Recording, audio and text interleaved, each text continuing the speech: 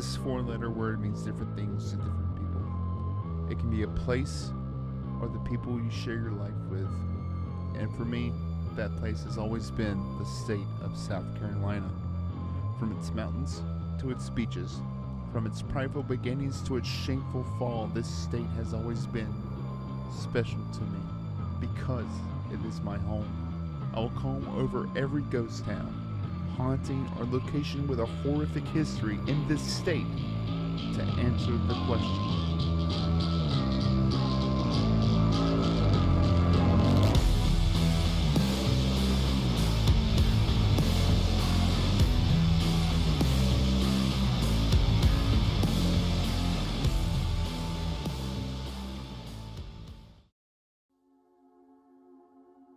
Our first stop would be the remains of Hamburg, located right on the border of South Carolina and Georgia. The town sat on the shore of the Savannah River. It is now labeled as a ghost town, and hardly any structure of the town remains.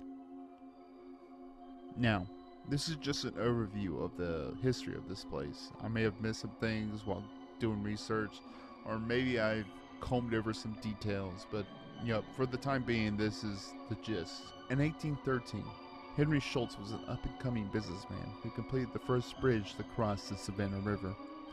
But in 1819, he was being sued by his creditors, and the state of Georgia seized the Savannah River Bridge from him. Feeling betrayed by the city of Augusta, Henry Schultz purchased land opposite of the river in South Carolina, and in 1821, he founded the town of Hamburg.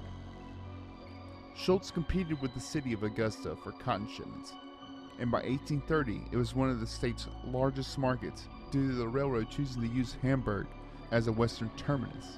It seemed Schultz was getting his revenge on the state of Georgia, but by 1850 the railroad company had extended its line into the Augusta area, signaling an end to the town of Hamburg that only started to grow. Schultz began to sell his property in order to keep himself afloat, but by October 13th of 1851 he died at the age of 75, penniless. And at the time of the Civil War, Hamburg was a ghost town.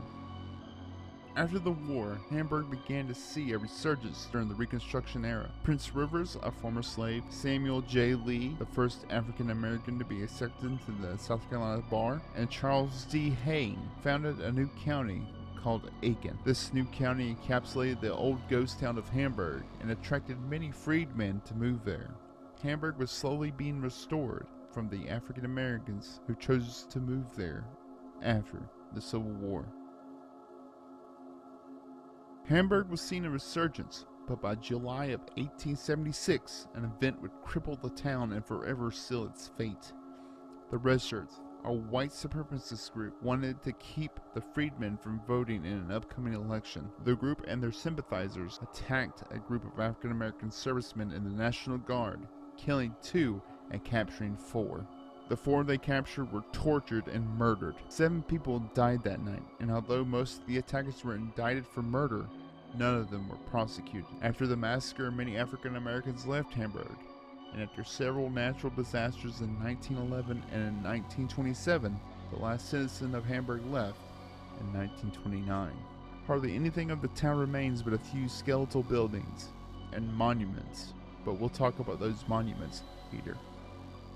Now, I can't guarantee that we'll do this with every location, but we decided to take a drive down to Hamburg, or at least what remains of Hamburg.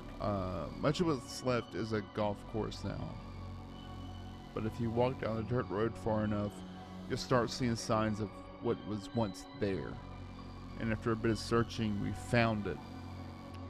This is the remains of Hamburg. It's bare concrete buildings. Nature's mostly have taken it back over. We had to do a little bit of digging to actually find it. It's off a dirt road behind a golf course, and this is the remains of Hamburg. This is all that's left.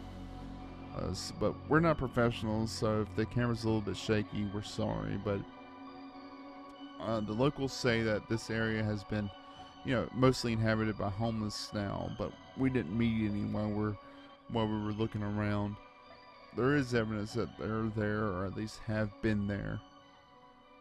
I brought a mic and a laptop, just in case. We felt like something or someone was there, but I didn't get that feeling at all. It was mostly just shell, dry. Like nothing was there. No one was there. There was no haunting or anything like that. So I didn't get that feeling at all, and it was just nothing. It just felt empty. So after stopping around for about an hour, we decided to pack it up and head home.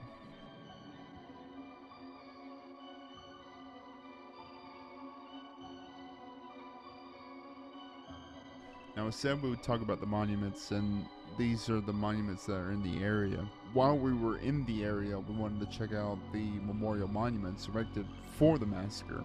Now, I'm sure there are more monuments, but the main two that we found seemed to be on private property, and we weren't sure if we would have access, so we just looked them up online. The first monument is dedicated to Thomas Merriweather, and he was one of the red shirts who died that night during the Hamburg Massacre.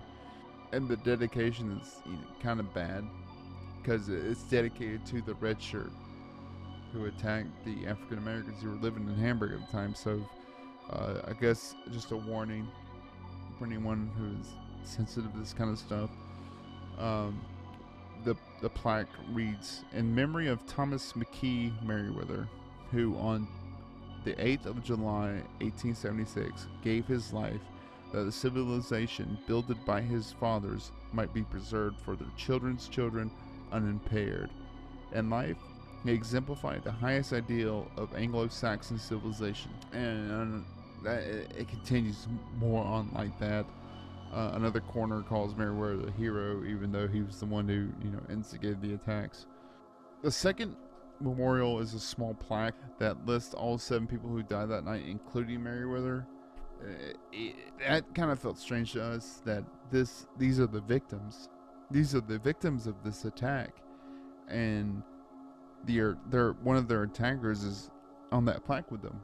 The victims, the attack. It's like having a 9/11 monument and having one of the hijackers' names right there beside it. It was crazy to us, and we didn't understand why would they have that on there. It was weird. But that's the remembrance. That's the memorial for the Hamburg Massacre here in South Carolina. So it was just wild seeing that. Hamburg just didn't seem like a town that would last, and by the end of it all, nature itself tried to wash it away. A Curb article states that the property may see development as waterfront properties grow in value, but there are those who strive to keep the memories of what happened here and what could have been from being lost to time.